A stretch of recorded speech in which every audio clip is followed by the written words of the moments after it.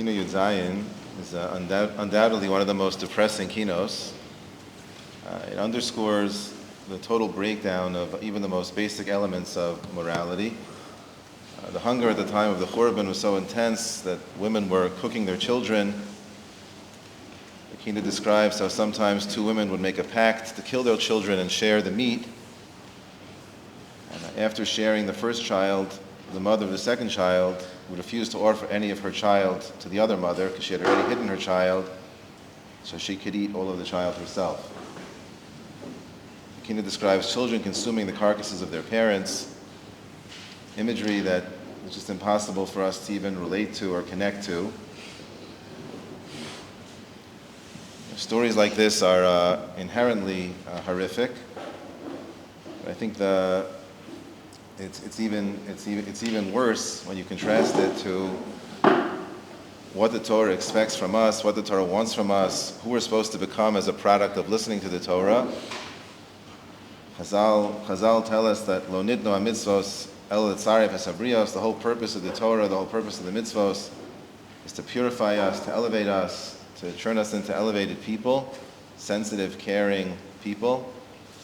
And so for Jewish people to stoop to such a low place, even if it is brought on by hunger that we can't even fathom, is doubly tragic.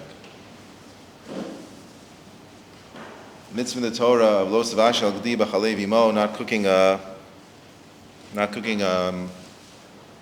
young goat in its mother's milk. The Mefarshim serves as the basis for so much law and so much of the way we run our houses, run the kitchens in our house.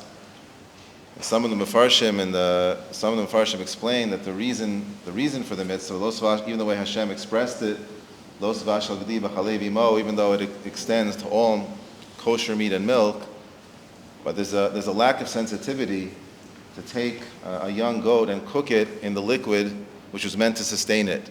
How could you do that? It's a lack of sensitivity, it's a lack of care, a lack of appreciation for the way the world is supposed to work. Like a selfish, you're taking this goat, and even though you're allowed to eat it, to cook it in the liquid that was meant to sustain it, that shows just a total lack of care and concern. And that's something the Torah wants us to move past. And for us, our lives center around that command, and so much of our lives as Jews in our kitchens is a product of that sensitivity. So go down to this level is something that is just completely beyond us. I do think, however, that because women cooking their children and hiding their children away from the mother they made a pact with is so far away from things that we can relate to and connect to. I wanted to try to discuss just for a moment other ways that the churban has tarnished the parent-child relationship. In speaking to students over the course of the year, regularly astonished by the kinds of things that mothers and fathers say to their children, the hurtful things that they say, the problematic ways they behave, their unwillingness to engage in a meaningful relationship with their children. These are adults who, because of the distance of the Shechina, because they're not connected to Torah, they don't realize that character refinement is the reason Hashem created us. They're so far away.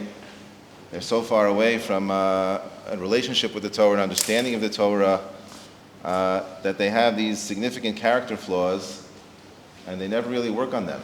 So you have these adults who are having children, and the adults are selfish, they're arrogant, they get frustrated easily, they get angry, they have their own insecurities, they feel easily threatened. They just have a lot of people who are relying on them for all of their basic needs. And because the parents never worked on any of these things, so they end up hurting their children in very significant ways. This will be true even in the best of times, even when things are sort of peaceful, that is to say, in the relationship. Just some examples, I guess, that I've seen here over the years, and I think are something first of all to cry about, because people are suffering in such intense ways because the people who love them are so distant from the Torah and have no connection to working on themselves and becoming more elevated people. It's something to cry about. It's a churban that so many people are suffering from. And it's also something that we need to try to rectify for ourselves. There are some students who are so thirsty for relationships with their parents, they want to feel the love of their parents.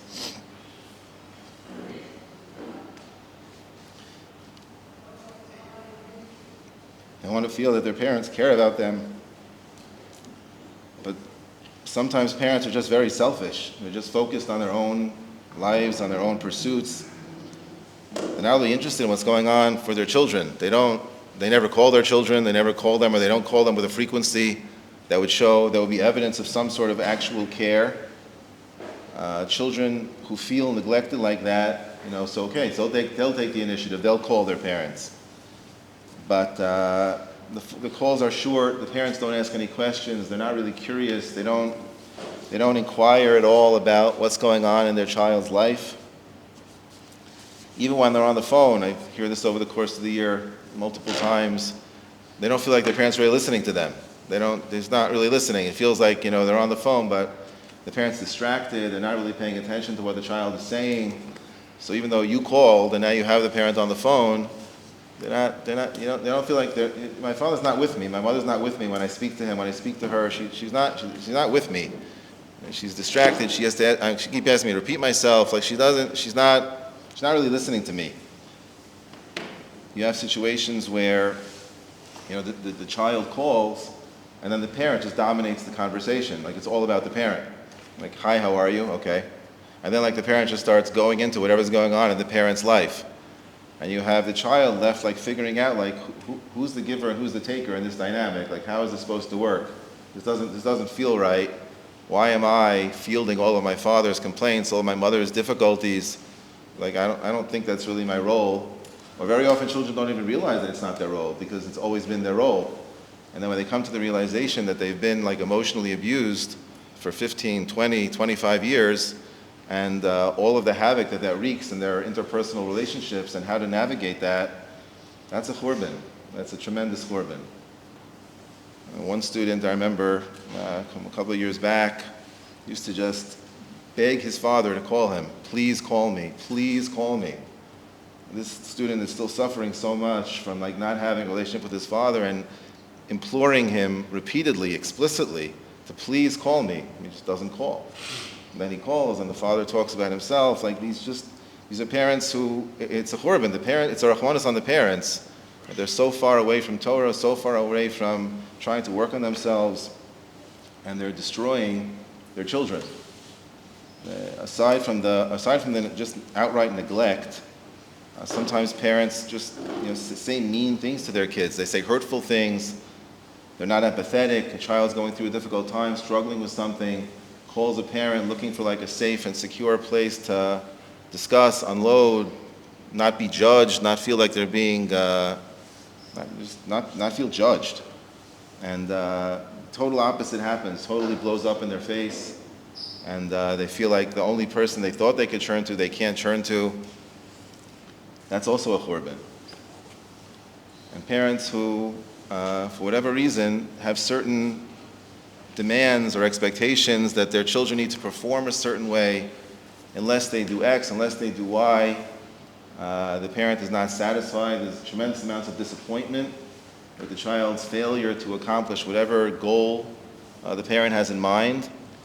And for a child to feel like the love of their parents is conditional, it's only if you do X.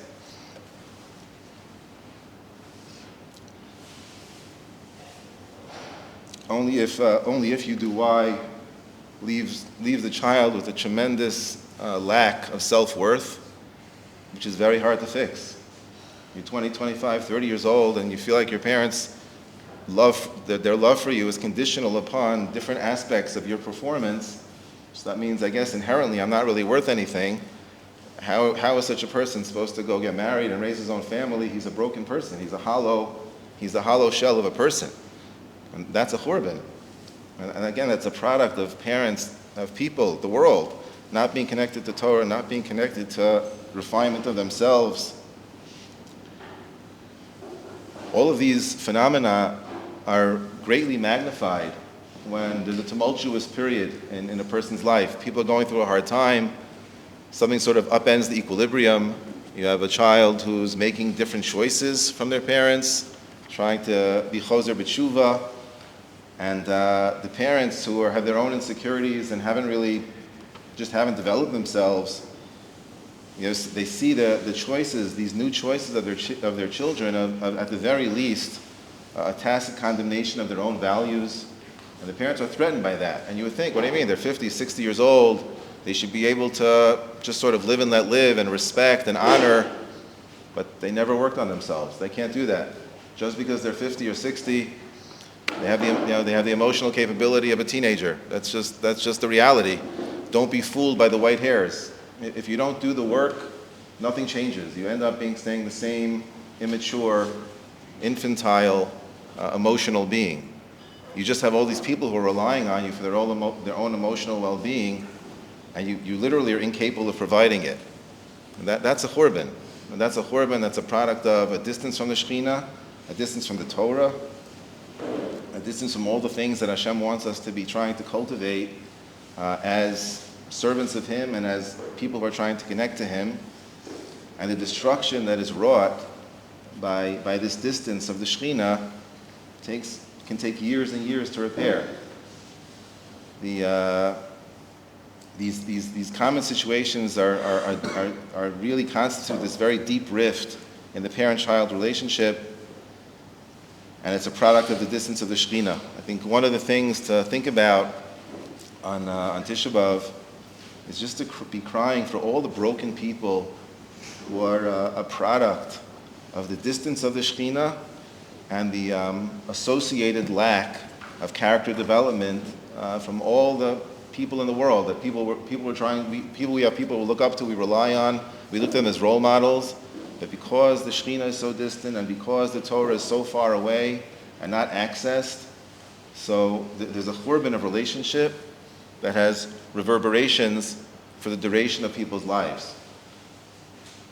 And we daven for all these people, we daven for all the broken people, all the people who have been shattered by the inability of the people who are supposed to unconditionally love them and support them to do just that.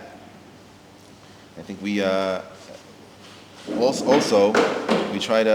we commit ourselves to bring as much of the Shechina as possible into our own lives and invite the Shechina, embrace the Shechina into our own decision making, and to ensure that we're going to constantly be elevating ourselves and become the type of people who are going to be there for our own children, for our wives, for our children, and provide unconditional love and unconditional support to build the people closest to us into healthy, strong, self-confident people who can take care of our grandchildren. And that's something that I think the churban of relationships, the churban of unrefined character, is something that all of us come in contact with in our own personal lives and in the people close to us. I think that's something that's still somewhat easier to connect to with the churban of parent-child relationships. Say the Kinos.